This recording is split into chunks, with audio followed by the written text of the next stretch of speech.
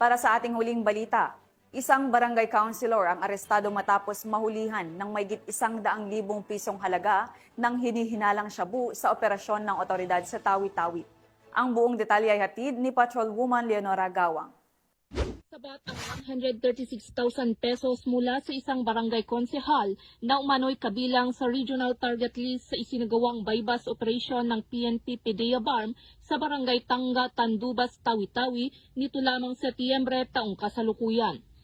Kinilala ng mga otoridad ang suspek na si alias Wads, 43 na taong gulang, na residente at kasalukuyang barangay konsehal ng naturang lugar.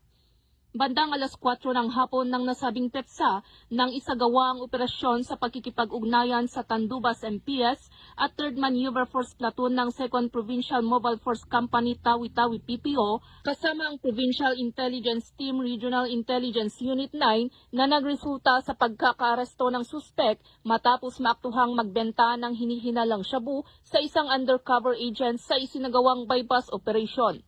Nakumpiska mula sa suspek ang 4 na sachet ng hinihinalang shabu na may timbang na 20 gramo at nagkakahalagang 136,000 pesos, mga drug paraphernalia, mga cellphone, identification cards, pitaka at bypass money. Nasa kustodiya na ng naturang istasyon ang suspek at mahaharap sa kasong paglabag sa Section 5 ng Republic Act 9165 o Comprehensive Dangerous Drugs Act of 2002.